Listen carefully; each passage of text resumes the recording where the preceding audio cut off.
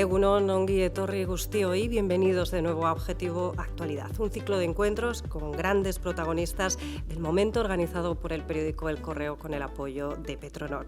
En esta jornada, titulada hoy Competitividad y Descarbonización Industrial, hemos cambiado levemente el formato de estos encuentros con una mesa redonda en la que contaremos con representación de alguna de las empresas más destacadas de nuestro territorio en este sector. Arrancamos ya, si les parece, en primer lugar con la bienvenida de José Ignacio Zudaire, adjunto al CEO de Petronor.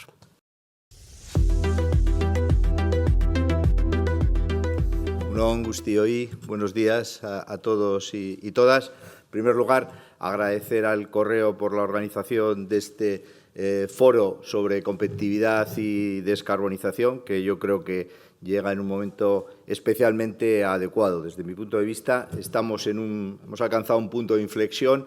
Estamos en un cambio de ciclo, hemos pasado una primera fase en el proceso de descarbonización y estamos entrando en una segunda fase, lo cual no quiere decir en ningún caso que el objetivo principal, que es efectivamente alcanzar la descarbonización, esas 0 emisiones netas en 2050, se nos haya olvidado, sino que simplemente lo que estamos cambiando es el cómo, no el qué, que lo seguimos manteniendo, sino el cómo.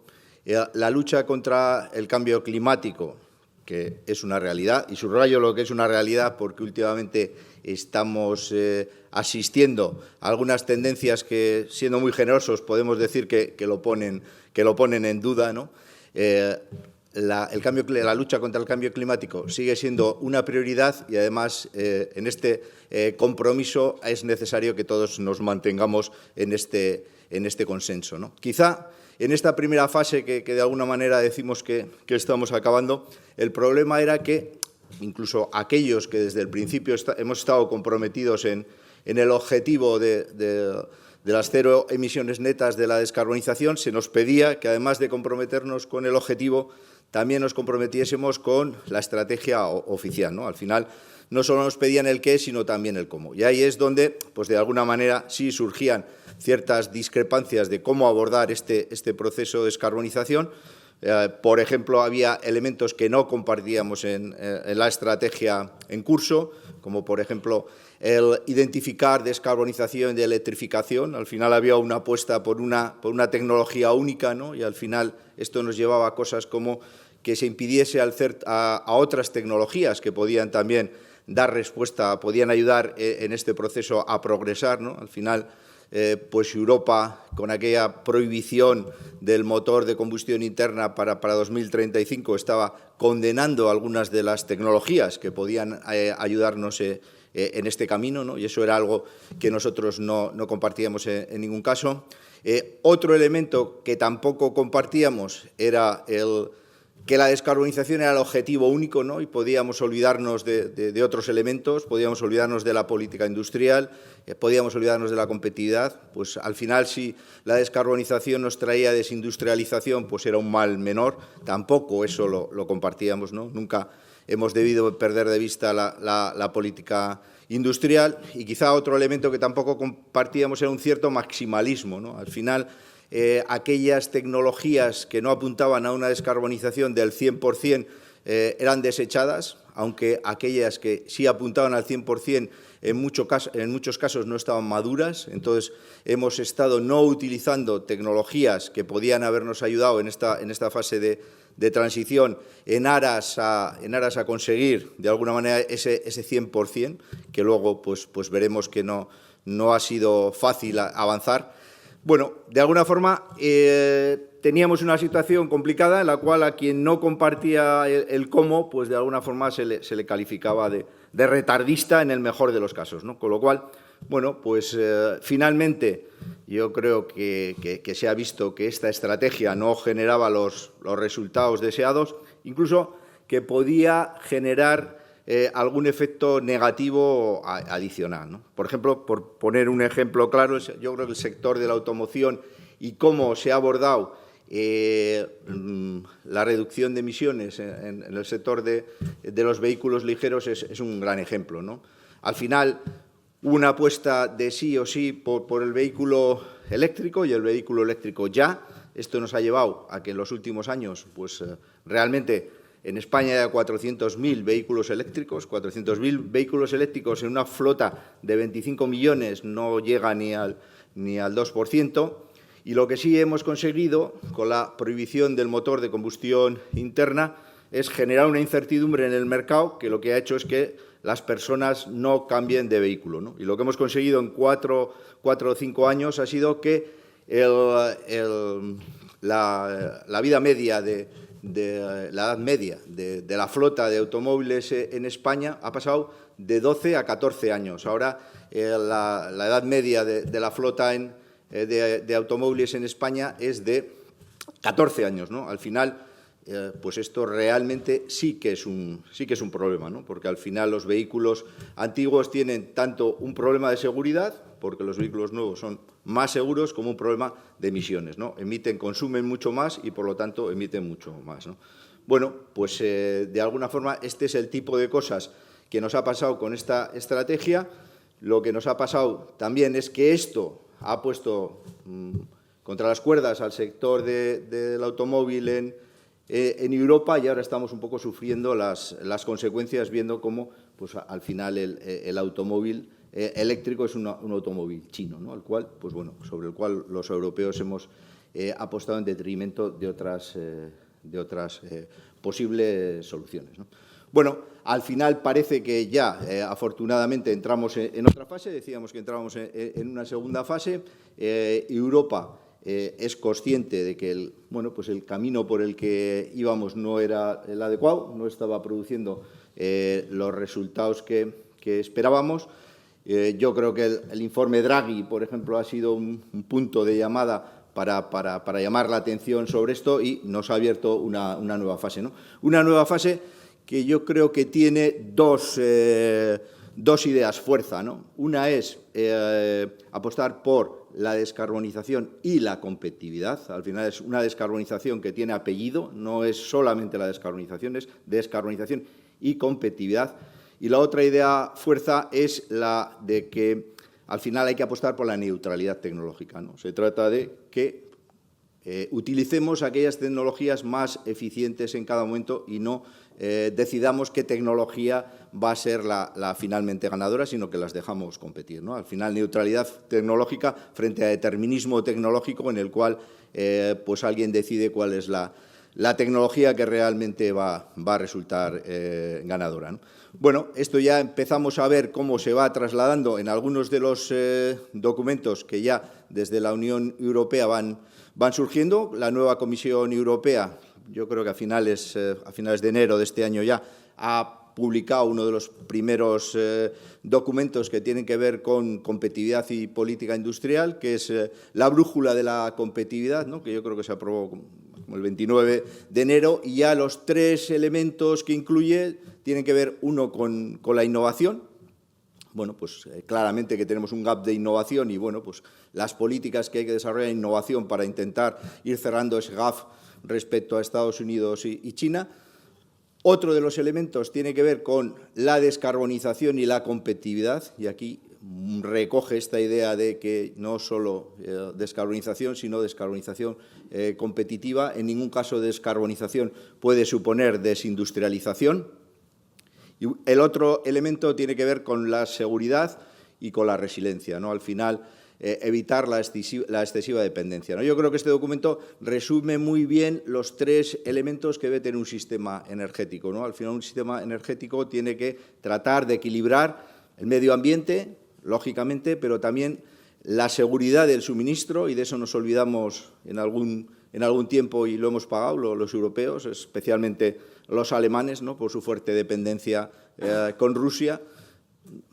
Seguridad de suministro y, al final, precio de la energía, ¿no? También es fundamental que el precio de la energía sea un precio que las empresas y los hogares puedan pagar, las empresas, para no perder, en este caso, competitividad, ¿no? Con lo cual, vemos que estamos entrando en esta segunda fase, y un poco la idea es qué podemos hacer en Euskadi un poco para aprovechar esta oportunidad que se abre en esta segunda fase del proceso de descarbonización. Yo creo que hay 4 o 5 cosas que podemos hacer. La primera de todas es trabajar, o seguir trabajando, porque ya lo hemos hecho, pero redoblar los esfuerzos a la eficiencia energética. Yo creo que la eficiencia energética es la línea de actuación que mejor conecta el medio ambiente con la cuenta de explotación. Al final estamos consiguiendo reducir emisiones y también estamos consiguiendo mejorar nuestra cuenta de explotación en la medida que consumimos menos energía, además una energía que tiene unos precios elevados en Europa, con lo cual ese es un elemento clave. Siempre lo ha sido en la política industrial y tecnológica de Euskadi. Yo creo por el año 81 en Euskadi se crea el CADEM, ¿no?, que fue la primera sociedad pública que se crea en Euskadi. No por casualidad, es una sociedad pública cuyo objetivo era trabajar el ahorro energético, la eficiencia energética, ¿no? Ahora se abren además nuevas posibilidades porque aparecen nuevos instrumentos como los certificados de ahorro energético, que pueden ser un gran elemento para impulsar todos los temas de eficiencia, con lo cual la eficiencia energética sería un gran primer pilar para aprovechar esta oportunidad en Euskadi. El segundo gran pilar sería convertir lo que es una amenaza en una oportunidad, ¿no?, que al final es un programa para descarbonización de aquellas industrias difíciles de descarbonizar, ¿no? Aquellos sectores que no se pueden descarbonizar con electricidad directamente, porque tienen procesos en general de alta temperatura que exigen que tengan que utilizar otro tipo de combustibles. En este momento están utilizando el gas natural. Si queremos descarbonizarlas, habría que sustituirlo por el hidrógeno, ¿no? Y aquí, de alguna forma, entra esa otra gran oportunidad que sería el hidrógeno, ¿no? Y aquí, en esta nueva visión de la Unión Europea, de Europa, tendríamos que conseguir que, al final, vayamos dando pasos progresivos y que el hidrógeno bajo en carbono sea el primer elemento que nos ayuda a descarbonizarse, porque va a ser un elemento que nos va a permitir competir también en precio, ¿no? Bajar emisiones, no el 100%, pero bajar emisiones.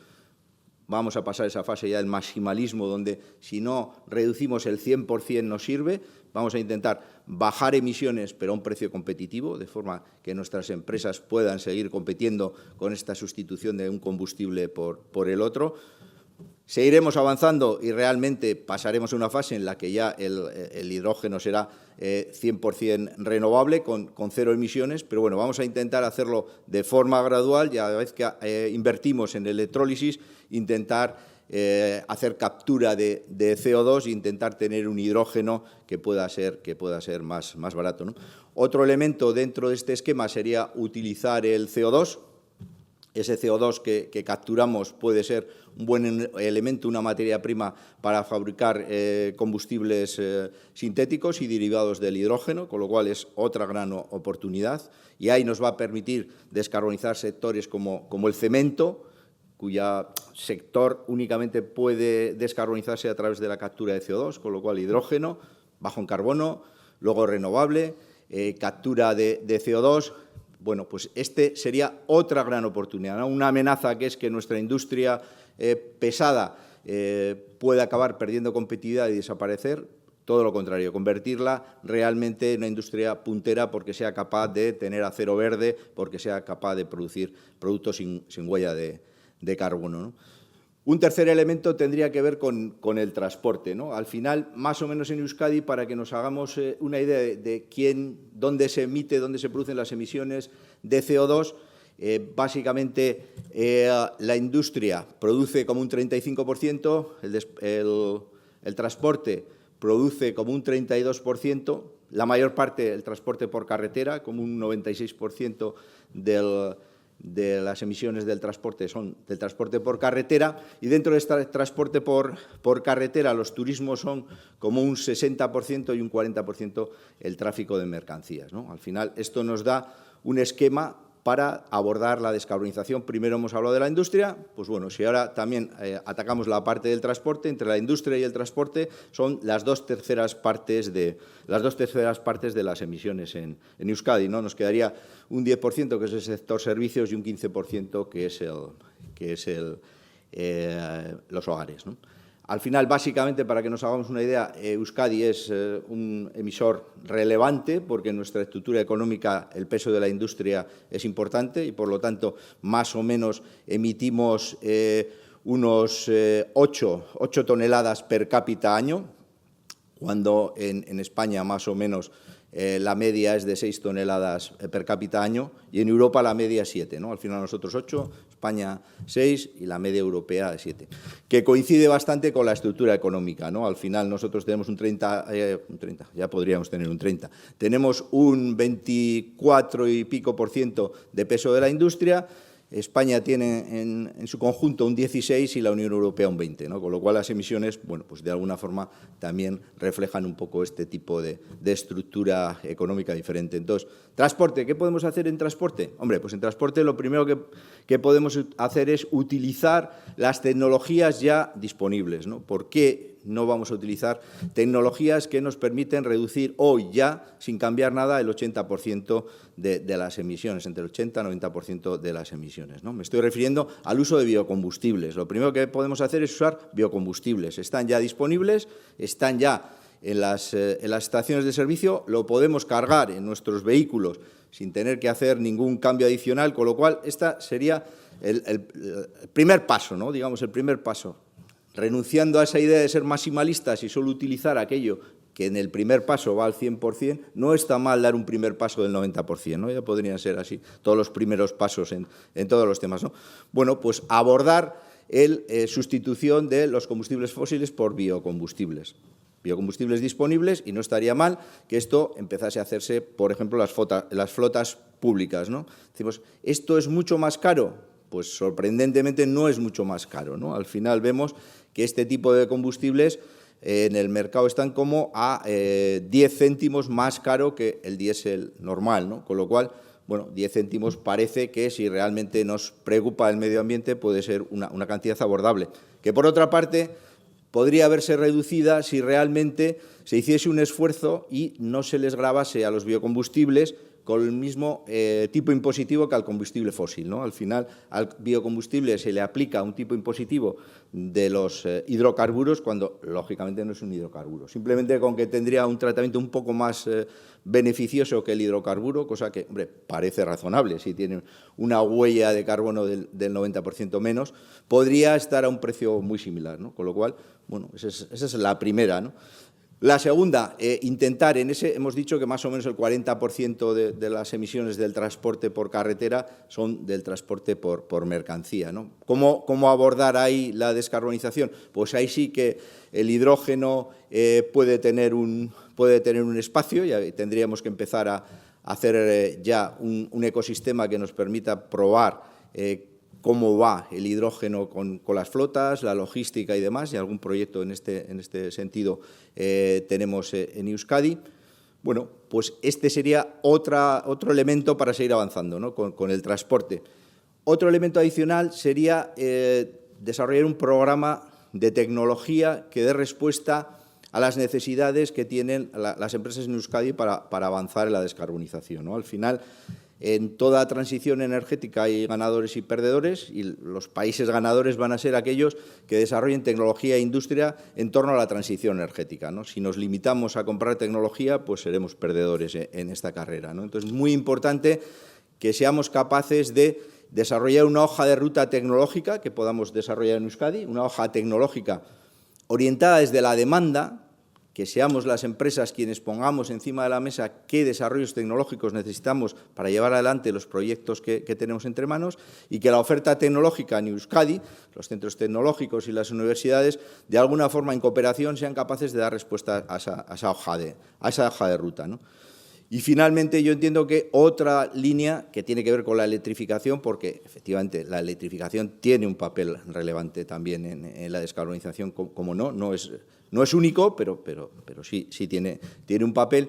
Y yo creo que en Euskadi, como en todas lo primero que necesitamos es refuerzo de la red de transporte y distribución. Al final estamos electrificando muchas cosas, y lo que necesitamos es red de transporte y distribución. Especialmente en Euskadi, si no vamos a ser unos productores de energía renovable muy relevantes, porque parece pues que socialmente pues se nos generan problemas cada vez que vamos a desplegar energías renovables, tendremos que tener red de transporte para traer la energía de aquellas áreas geográficas donde desarrollen los proyectos de energía renovable, ¿no? Con lo cual, invertir en red, muy importante, que se invierta en red tanto de transporte como distribución en Euskadi, ¿no? Y es algo que debemos demandar a la Administración, fundamentalmente en este caso a la Administración del Estado, que es la competente, porque desde luego no se podrá llevar a cabo la descarbonización si no tenemos redes eléctricas que soporten la energía eléctrica que necesitamos, ¿no? Hablamos de electrólisis, hablamos de tal, bueno, pues al final todo eso va a suponer un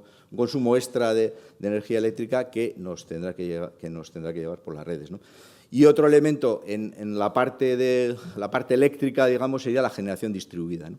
Si al final nos cuesta hacer proyectos grandes de renovables, no vamos a renunciar a hacer proyectos más pequeños, ¿no? Generación distribuida, proyectos más pequeños, comunidades locales de autoconsumo, bueno, este tipo de modelos, bueno, vamos a intentar desplegarlo y aprovechar todo lo que se pueda.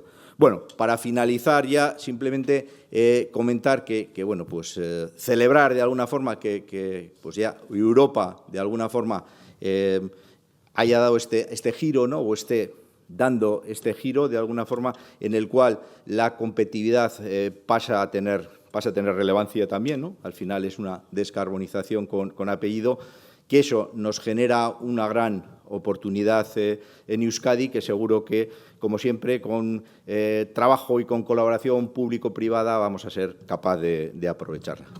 Muchas gracias.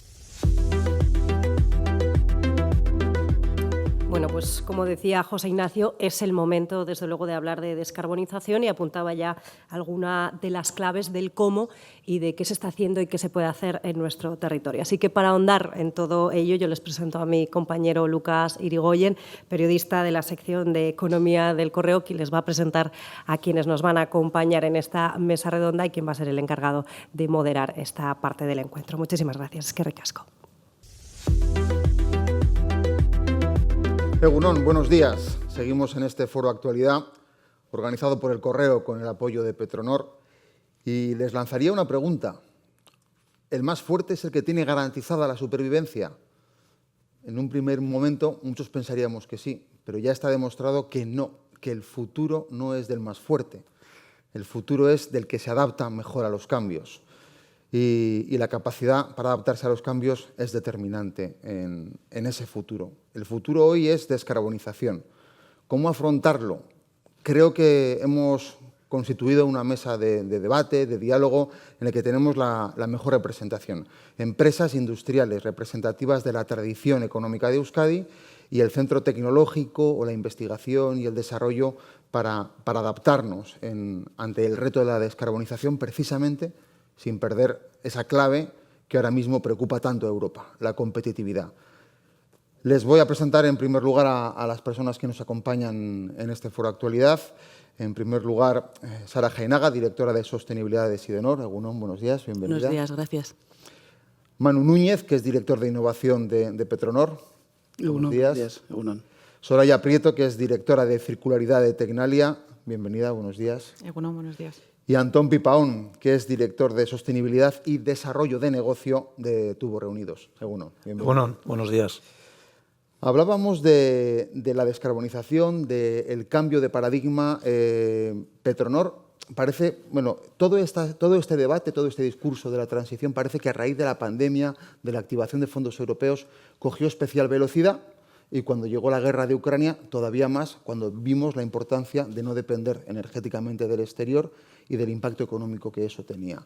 Pero en Petronor se lleva hablando del proceso de descarbonización mucho antes. Se aprueba un plan estratégico en 2019, cuando todavía no sabíamos lo que nos iba a pasar, y empieza a avanzar hacia ese cambio de paradigma. ¿Cómo se transforma todo el proceso de producción en una actividad como el refino?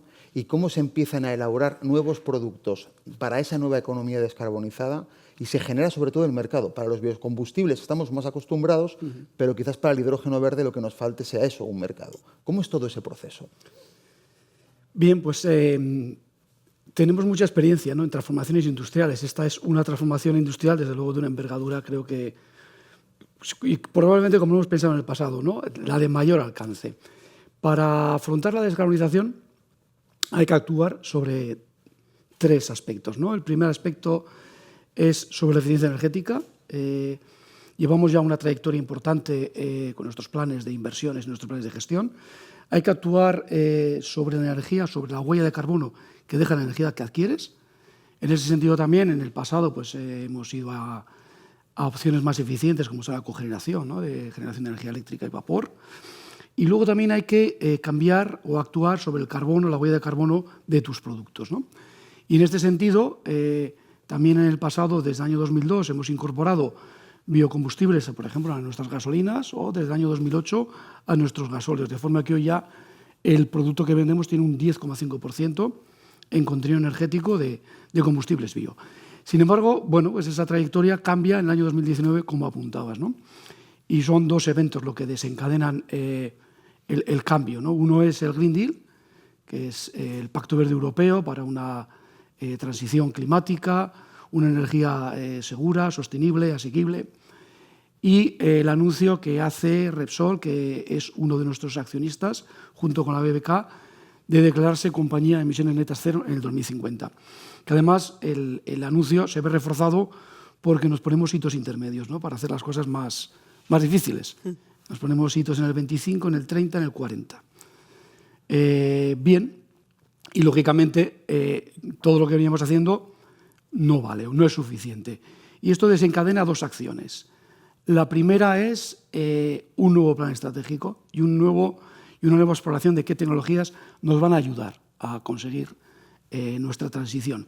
Y ahí identificamos la eficiencia energética como tal, la generación de energía baja en carbono, identificamos proyectos de economía circular, los biocombustibles que se han mencionado, proyectos de captura y utilización de CO2 y finalmente el hidrógeno y los combustibles sintéticos, ¿no?, como esas 7 pilares que nos van a ayudar en la transformación. Pero yo creo que lo más relevante es, apuntando a tu pregunta, es qué modelo o cómo vamos a transformar nuestros activos industriales, ¿no?, para, junto con estas tecnologías, pues, progresar y proponer soluciones para la descarbonización. Y este modelo de activos industriales los visualizamos como avanzamos hacia unos hubs multienergéticos, ¿no?, en el que actuamos sobre 3 parámetros o sobre 3 aspectos también. El primero es ser muy eficientes, es decir, nuestros activos industriales tienen que ser muy eficientes. ¿Por qué? Porque eso es un generador de caja para la transformación. El segundo aspecto es lo que mencionaba de los activos industriales. Sabemos que los combustibles fósiles o la demanda de combustibles fósiles va a reducirse y, por lo tanto, nos van a aparecer oportunidades en nuestros procesos para hacer cosas distintas. Y en este caso, cosas distintas como incorporar más componentes de bajo carbono en nuestros productos y también un enfoque a la petroquímica, que se habla poco de ella, pero como todos conocemos tenemos una gran dependencia. Por lo tanto, circularidad hacia la química. Y el tercero es una nueva gama de productos, ¿no?, algo de lo que no disponemos. Y ahí hablamos del hidrógeno como un elemento fundamental y tractor para nuestra actividad, y de los combustibles sintéticos, que no es otra cosa que combinar ese CO2 que algunas industrias no pueden evitar, sí pueden capturar pero no pueden evitarlo, y combinado con el hidrógeno para fabricar moléculas. Por lo tanto, más allá de suponer, como puede ser una primera idea, un sector pues, en riesgo para nosotros, y en base a esta estrategia de tecnologías y esta estrategia de modificación de nuestros activos industriales, nos hemos visto o nos vemos como unos actores relevantes en la transición energética. Sara, la siderurgia, además de ser una de las banderas de la industria vasca, representa un buen ejemplo de las circunstancias actuales. La producción de la siderurgia sigue siendo absolutamente necesaria para los vehículos, para la construcción, pero viene de un sector que es absolutamente electrointensivo, gran consumidor de electricidad o de energía. Es un sector en el que se generan también residuos, luego hay que introducir criterios de economía circular y por lo tanto cambia tanto la fuente de la energía que necesita para su funcionamiento como todo el proceso de trabajo interno. En Sidenor, que es una de las banderas de la siderurgia en Euskadi, estáis en todo ese proceso trabajando de introducir esos criterios de economía circular, incluso no ya solo contratando con energía verde, sino siendo productores de energía verde, poniendo en marcha parques eólicos para obtener la energía verde. ¿Cómo está siendo este aterrizaje hacia el nuevo cambio de paradigma de la descarbonización en la compañía? Bueno, pues efectivamente la descarbonización no es solo la reducción de emisiones de CO2, ¿no? Está muy relacionado también con todo lo que es la economía circular y más concretamente en la eliminación de los residuos.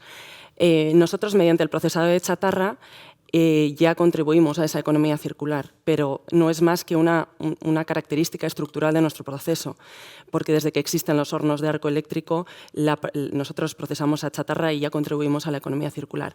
Pero bueno, más concretamente, en las fábricas tenemos un objetivo de reducción y de valorización de esos residuos para que sirvan para otras industrias, los residuos que nosotros generamos, del 95% de nuestros residuos por el año 2030. Y actualmente estamos ya en un 90% de valorización de residuos en el año actual. Por otro lado, por la parte de energía, tenemos el objetivo de ser autosuficientes en la generación de energía eléctrica renovable. Autosuficientes en una parte de nuestras necesidades. En este sentido, hace poco tiempo invertimos 40 megavatios en 8 plantas fotovoltaicas en Cataluña. Esta decisión se produjo en un momento en el que no solamente había una gran preocupación por los precios de la energía, que estaban absolutamente desmadrados, sino también había una preocupación por el suministro de esa energía. Entonces, se toma esa decisión que en momentos normales no habríamos dedicado nuestros recursos financieros a una decisión así, pero ya digo, la situación era muy preocupante y la pusimos en marcha. La generación de estos parques de Cataluña supone como aproximadamente el 12% de nuestras necesidades de energía eléctrica. Y ya os digo, el objetivo no es comercializar esa energía de origen renovable, sino atender a una pequeña parte de nuestras necesidades. Hemos visto la industria del combustible, la siderurgia, y otra de las industrias relacionadas también con la siderurgia en Euskadi es la industria tubera, tubos reunidos. Antón, ¿cómo se puede trabajar en un sector en el que, además de todo el proceso industrial, que en sí tiene que ver con todo lo que estamos hablando de gran uso de energía y hacerlo de forma no contaminante, cómo en ese mercado que compra los tubos, la demanda del cliente de productos verdes, de productos sostenibles, como el tubo de cero emisiones que habéis sacado adelante, está empezando a crecer?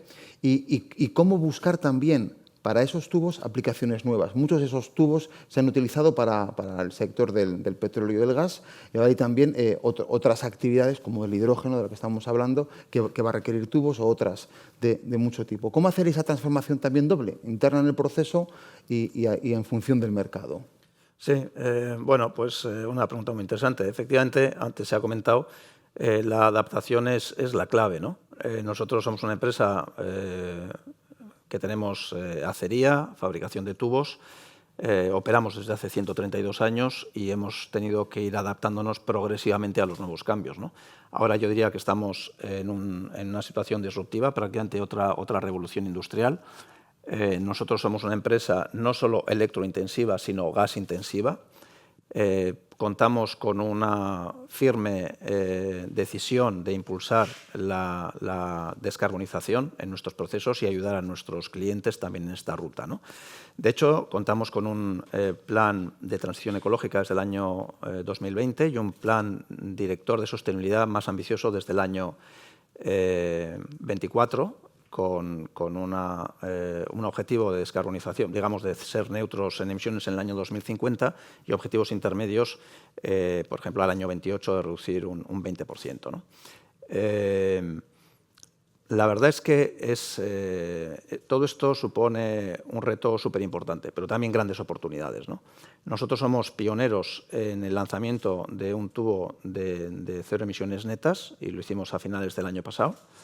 Esto se basa, digamos, en palancas de circularidad, en palancas de energías renovables, tanto eléctricas como en biogás.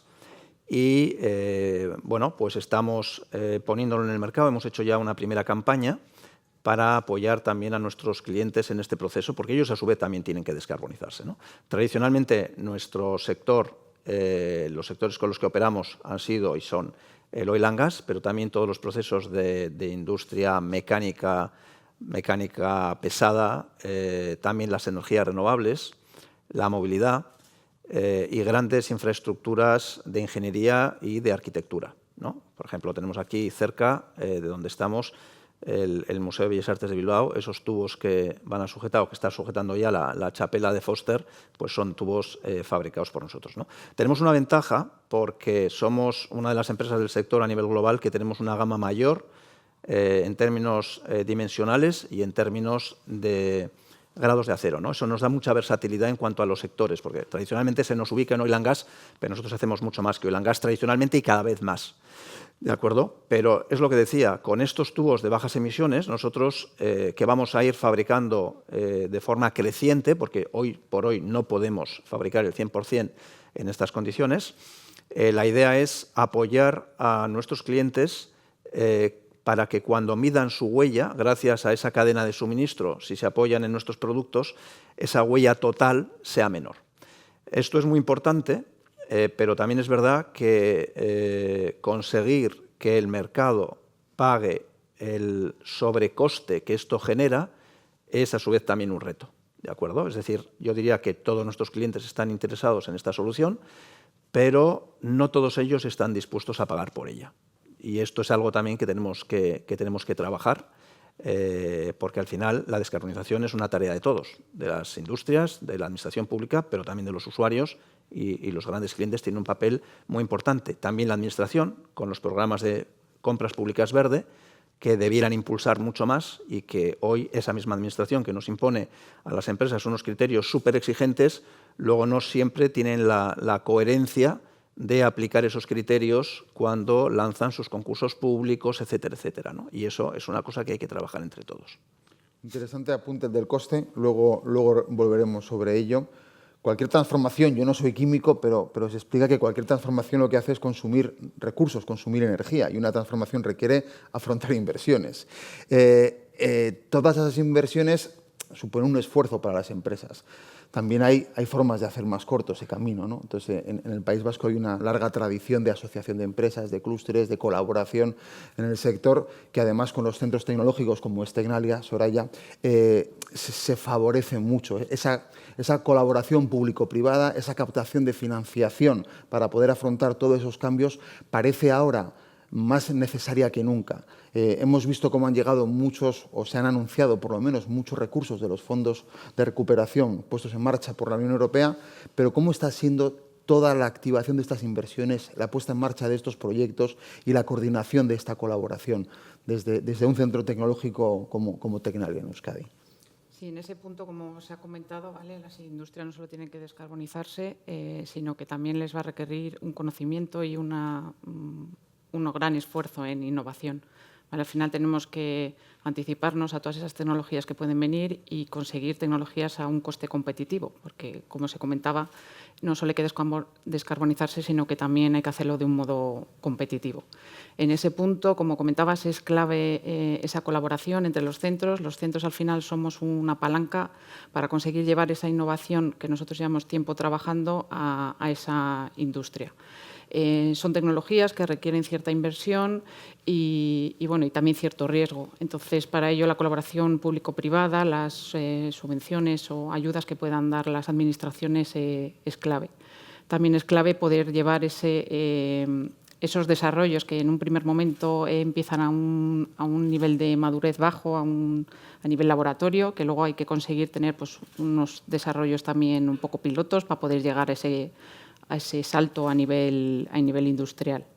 Y en ese punto, desde Tecnalia tenemos ahora un modo de colaboración con las empresas en la que les ayudamos con esa hoja de ruta que tienen y les apoyamos, intentamos alinear todo lo que es nuestra propia innovación interna, también alineada con los intereses que puedan llevar esas empresas. Tenemos varios acuerdos de colaboración con varias de ellas, un poco buscando esta línea. Al final, para ir acompasados lo que son los centros tecnológicos o las universidades con lo que realmente luego la industria está demandando. Y en ese punto, pues bueno, nuestro objetivo es poder llevar esos desarrollos a nivel demostrativo a la escala industrial para conseguir un impacto en la sociedad al final. Decía José Ignacio Zubaire en el comienzo del foro que no era ser ni negacionista ni retardista plantear las dificultades que para la competitividad está afrontando la descarbonización.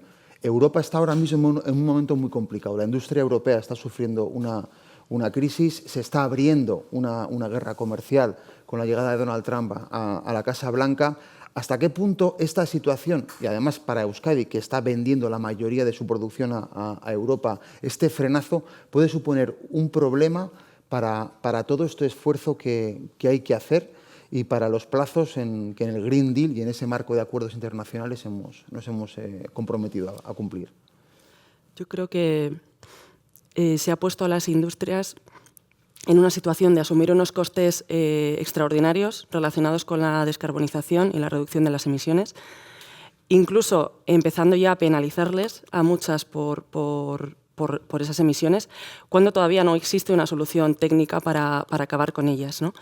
Entonces, creo que principalmente siendo Europa un generador del 10% de las emisiones mundiales, está poniendo toda la presión sobre sus industrias, cuando el 90% restante no hace nada y más allá del impacto que eso pueda tener sobre el medio ambiente, se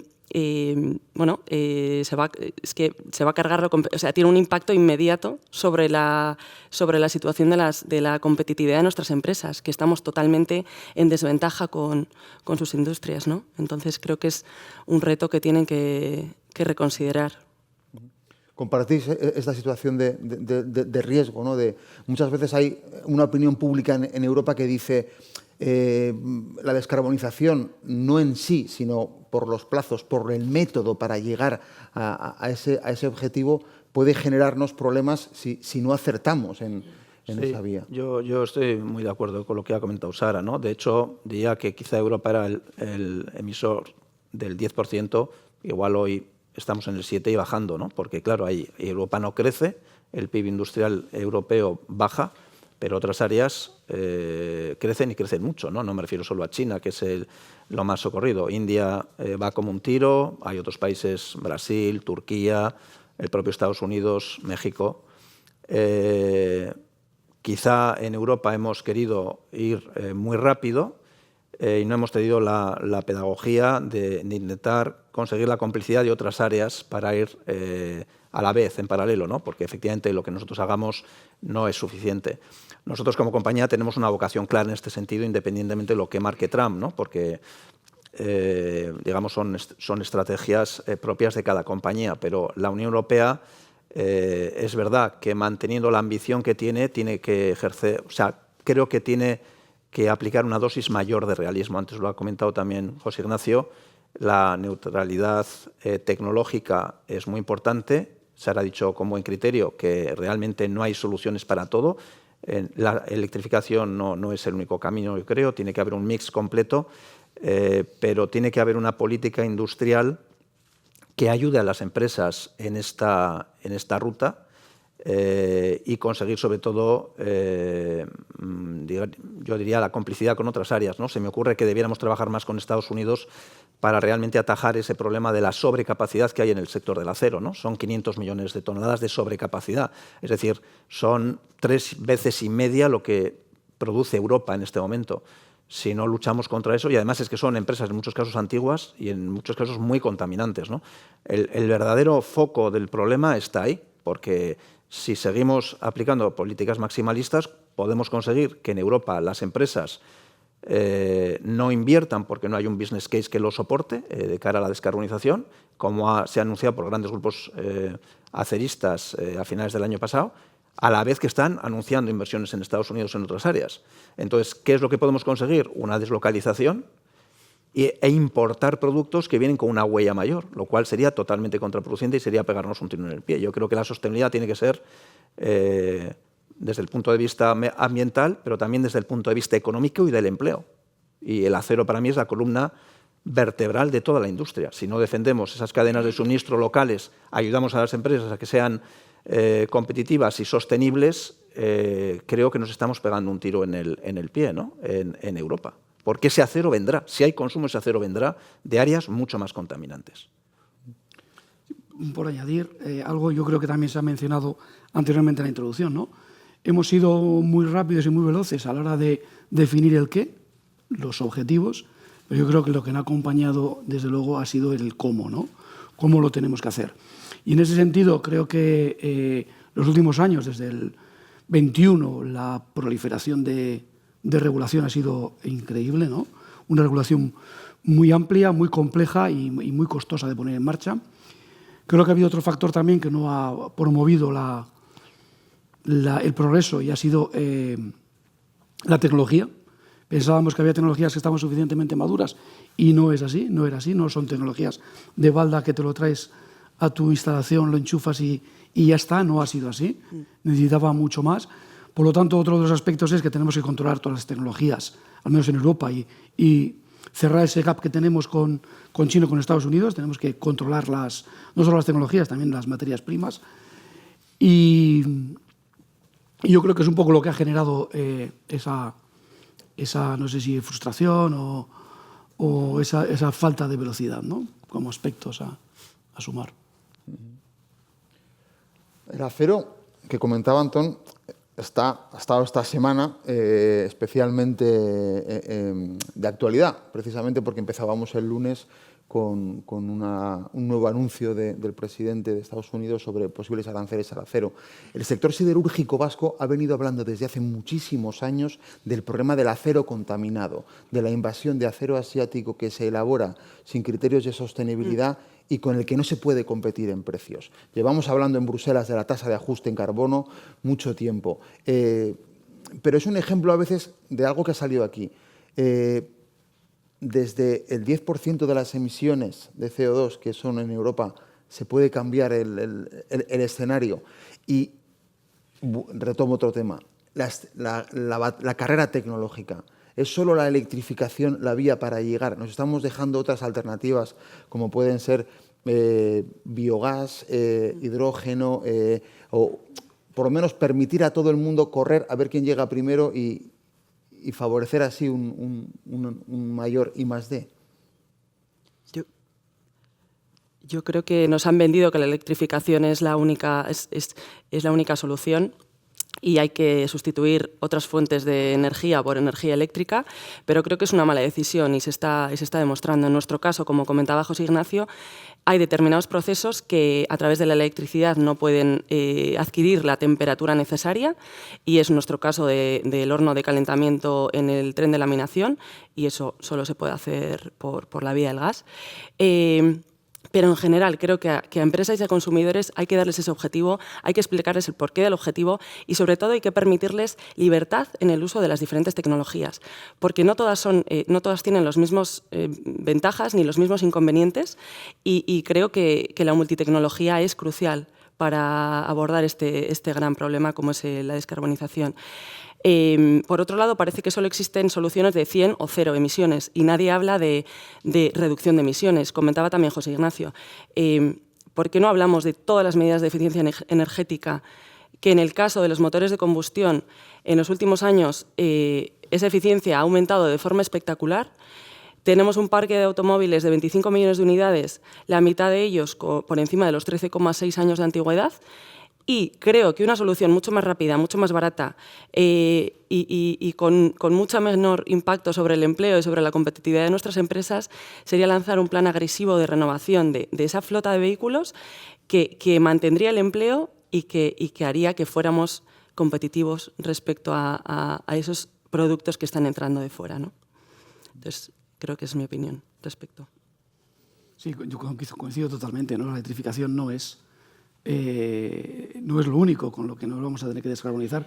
Sara ponía el ejemplo de la industria pesada, pero si nos vamos también a la movilidad pesada, al transporte marítimo, transporte aéreo, transporte pesado por carretera, que requiere unas autonomías y requiere también unos tiempos de repostaje pues cortos, ahí no alcanzan los sistemas de baterías, y por lo tanto ahí nos vamos a sistemas que además, o a combustibles alternativos que además descarbonizan desde el minuto cero, como son los biocombustibles, como son el hidrógeno, o como pueden ser los combustibles sintéticos a futuro para la aviación, que por cierto, ya hace un par de años tuvimos el primer vuelo, ¿no? En Madrid-Bilbao con un queroseno de aviación, con queroseno, o sea, que incorporaba biocombustibles fabricados en Petronor, ¿no? Por lo tanto, la tecnología existe, lo que hay que hacer es utilizarla, ¿no?, de manera más eficiente. Y desde luego no hay una solución única para cada segmento, ¿no? Ni siquiera eso.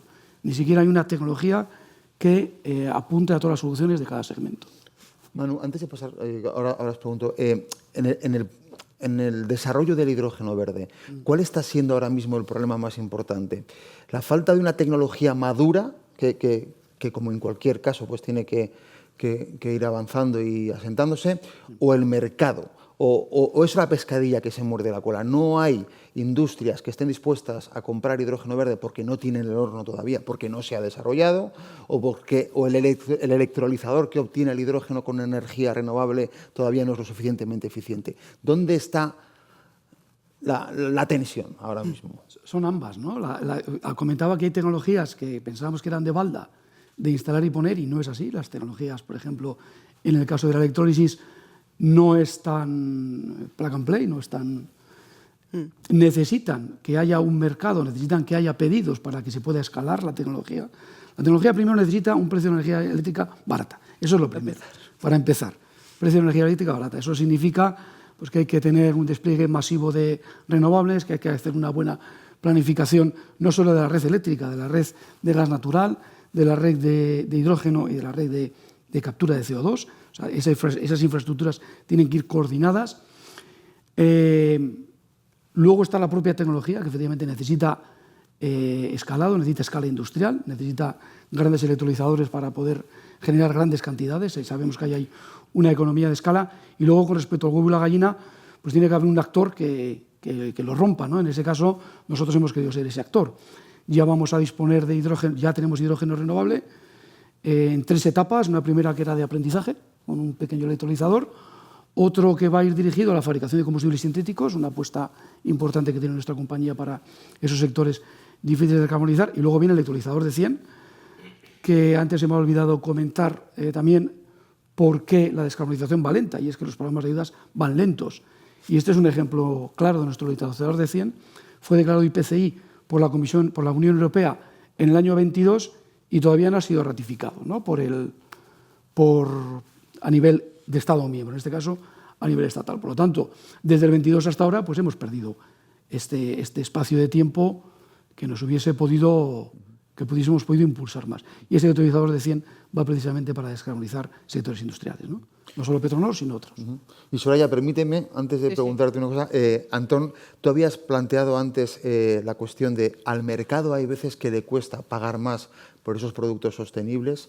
Nos explicaba ahora Manu que era necesario que se generara volumen de pedidos para generar ese flujo de caja con el que poder invertir, y apuntabas varias líneas y algunas de ellas señalaban a las instituciones. ¿Cómo podemos dar ese paso? Desde la experiencia que tenéis en Tubos Reunidos o desde el conocimiento que tienes tú, ¿cómo crees que podemos incentivar esa doble vía para poder generar las inversiones necesarias? Pues bueno, no es fácil, ¿no? Porque al final todos tenemos que ser, es decir, toda la cadena tiene que ser competitiva, ¿no? Pero yo iría un paso atrás, ¿no? Has hecho un comentario antes sobre Trump, ¿no?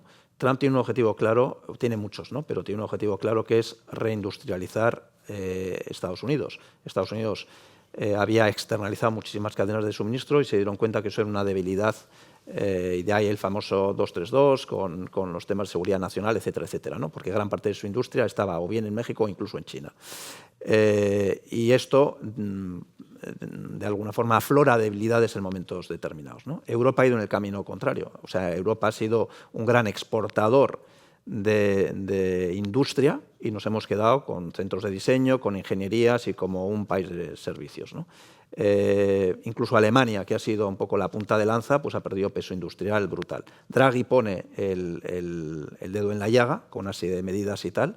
Y yo creo que, bueno, espero que la nueva Comisión Europea sea un punto de inflexión y realmente preste atención. Ellos han encargado el estudio, preste atención, porque al margen de ciertos aspectos, casi todos los problemas importantes están reflejados ahí y parte de las soluciones también, ¿no? ¿Qué nos pasa en Europa? Pues tenemos una gobernanza compleja, son 27 países, con distintas instituciones, con una serie de contrapesos, mayorías cualificadas para ciertas decisiones de los Estados miembros que no están alineados entre sí. Quiero pensar que el hecho de que Trump vuelva a la Casa Blanca igual nos hace encender un poco el cerebro y ponernos las pilas, ¿no? Como se dice vulgarmente en Europa, pero hay muchas cosas que hacer. Es decir, antes lo han comentado mis colegas, ¿no? Un tsunami regulatorio, ¿no? O sea, Manu decía, es que es sobrecogedor. Realmente la avalancha de normas es impresionante. Solo bucear en ellas para ver qué te aplica, cómo te aplica, con qué tiempos, es absolutamente brutal. Consume una barbaridad ingente de recursos, mientras que en Estados Unidos se hacen programas muchísimo más eficientes, con ayudas mucho más potentes, de una forma muchísimo más ágil. Nosotros hemos visto con la pandemia lo que había aquí, lo que había en nuestra fábrica de Estados Unidos, y es que no tiene nada que ver, ¿no? Entonces yo creo que Europa tiene que ser mucho más reactiva, contar con una política industrial que no es lo mismo que una ley de industria, sino una política industrial robusta, porque quiere decir innovación, quiere decir energía, quiere decir formación y, en paralelo, una política comercial alineada. Porque, claro, si tenemos aquí una serie de factores, como decía antes, pero las empresas no llegamos esos costos a trasladarlos al mercado porque el mercado tiene opciones más baratas que vienen de fuera, independientemente de la huella, independientemente de las condiciones de empleo, etcétera, etcétera, esas empresas en Europa no podrán sobrevivir. Si el cliente no te paga lo que te cuesta producir, se tendrán que buscar otros mercados, porque hay otros mercados que crecen y crecen mucho. Y los recursos de las empresas siempre son limitados, ¿no? Entonces, esa política industrial, acompañada por una política comercial y un apoyo mucho más claro de las instituciones, de verdad, con menos dogmatismo, y yo creo que escuchar mucho más a las empresas, que sabemos los problemas de verdad. Ir con recetas.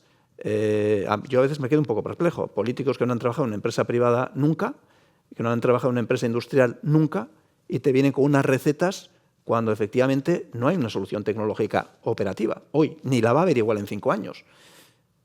Bueno, pues hay que escuchar mucho más a las empresas, hacer un diagnóstico más, digamos, fino, y a partir de ahí tomar decisiones con agilidad. Parte del análisis de la actualidad y de un análisis que quiere ser objetivo es apuntar y ver los elementos críticos y las dificultades, que es en lo que estamos haciendo. Pero también quería hablar contigo, Soraya, quería acabar con un punto también algo optimista. El presupuesto de Tecnalia sigue escalando año a año, la cantidad de proyectos que se ponen en marcha siguen creciendo, y eso quiere decir que hay un sector empresarial y un sector institucional que en Euskadi está apostando por apoyar en este reto. ¿Qué perspectivas tienes desde la atalaya de Tecnalia? ¿Cómo ves el futuro y la capacidad de las empresas vascas y el trabajo que están desarrollando? Pues es lo que comentaba un poco antes. Sí que es cierto que hace unos años a esta parte todo el tema de lo que tiene que ver con innovación y demás en las empresas ha calado mucho. Esa competitividad que podemos tener pasa por tener una estrategia, un plan de ruta en tecnologías de innovación y desarrollo en las propias industrias. Entonces, en ese punto sí que es cierto que nosotros cada vez tenemos en cartera, pues ahora tendremos en activo más de 500 proyectos en diferentes tecnologías de las que trabajamos en Tecnalia en todos los ámbitos. Y sí que es cierto que cada vez, y bueno, también nosotros, algunas de las referencias son conocidas en los temas que estamos hablando hoy, pero también esa innovación que luego con las empresas conseguimos crear nuevas startups que luego ayudan también en todos estos temas de descarbonización. Por todos es conocido la empresa H2Site, que surgió de Tecnalia, y cómo en las últimas semanas pues, se ha podido leer esa nueva inyección de 36 millones de euros que va enfocado a todo el tema de descarbonización, de temas de hidrógeno, ¿vale? Para poder emplear el hidrógeno a partir de metano y amoníaco. Y bueno, en ese punto sí que es clave, como estaban comentando, todo el tema de de los incentivos, ¿vale? En Estados Unidos, uno de los temas que habéis comentado, que no hemos hablado mucho, para descarbonizar, están esas empresas que no pueden descarbonizarse de otra manera si no es capturando sus emisiones de CO2. A nivel europeo está yendo muy lento y en cambio en Estados Unidos sí que están implantando muchas tecnologías porque tienen un incentivo económico detrás de la propia administración y eso que, bueno, ahora con Trump veremos qué pasa con todo lo que habían planteado, pero vamos, en ese punto es clave la implicación de las administraciones, esas ayudas, porque al final para poder, alguien tiene que asumir un poco el riesgo de las industrias, o sea, las industrias bastante tienen que ser competitivas, como que también estas tecnologías que aún no son suficientemente maduras tengan que aplicarlas y tienen que tener un mínimo de garantía y de éxito. Pues hasta aquí llegamos en una nueva edición del foro Objetivo Actualidad del Correo, con el apoyo de Petronor. Os quería agradecer de verdad a los cuatro vuestra presencia hoy y vuestra claridad en un debate que muchas veces se acaba resolviendo en el escenario público con lugares comunes. Creo que la apuesta que hemos hecho trayendo a 3 representantes de la industria vasca de primer nivel y a un centro tecnológico que trabaja sobre todo en aplicar investigación en casos reales, en casos prácticos de empresa, creo que ha trasladado un mensaje que el que quiera leer y el que tenga que apuntar, creo que tiene bastantes ideas que llevarse al análisis. Muchas gracias por estar con nosotros. A vosotros. Y a ustedes por seguirnos. Hasta la siguiente.